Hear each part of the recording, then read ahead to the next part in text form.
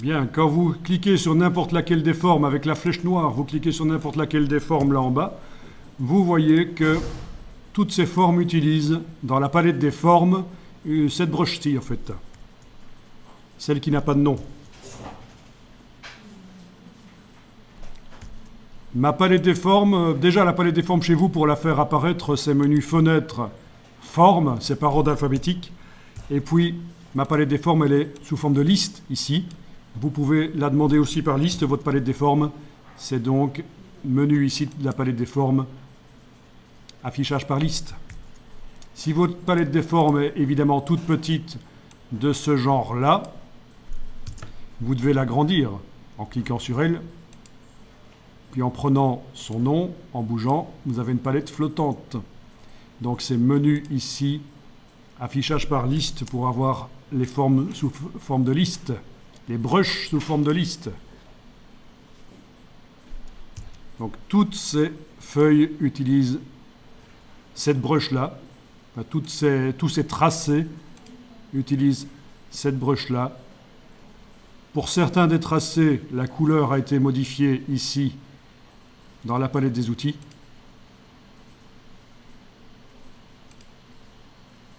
En cliquant dans le nuancier pour mettre une couleur de contour. Voilà l'explication. Alors, la feuille d'origine ressemblait à ça. C'est vraiment une feuille stylisée en deux parties indépendantes. Si on bouge, voilà, on voit que c'est indépendant. CTRL Z, je remets en place. Donc la brush a été créée avec ces deux parties qui ont deux intensités différentes de gris. C'est pour ça que quand on met des couleurs, on a deux intensités de la couleur. Ça donne pas trop mal et entre les deux, on a même un espace. Ça peut être sympa. C'est graphique. Si vous jugez que c'est pas assez large ici, ben on va tester. On va voir si on fait la feuille ici plus large. On va la dupliquer d'abord. Vous allez avec la flèche noire englober les deux parties ici de la feuille.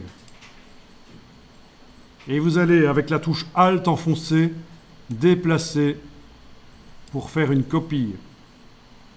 Et on va aller modifier la copie. Donc la touche Alt, quand on déplace, c'est une bonne technique pour faire une copie dans les logiciels Adobe. Vous allez activer l'outil de transformation manuelle.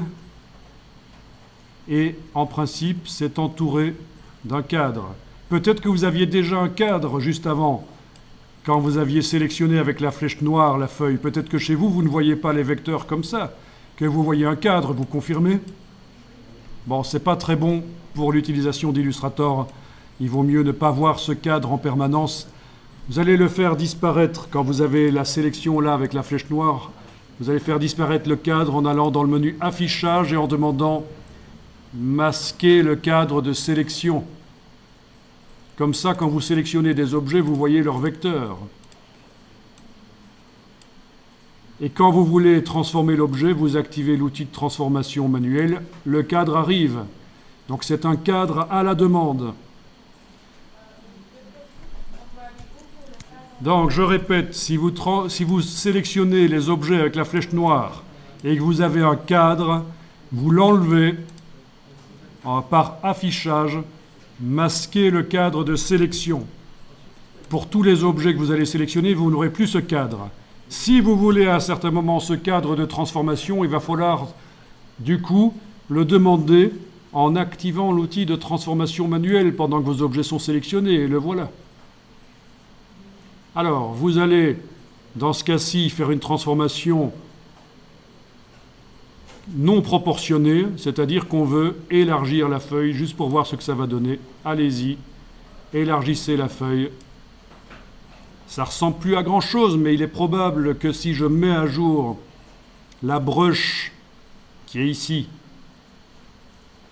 et qui a été créée sur base de l'objet feuille qui est là, si je mets à jour cette brush avec ce nouvel objet feuille plus large, il est possible, probable, que toutes les formes qui utilisent cette feuille en bas s'élargissent. On va voir. Testons.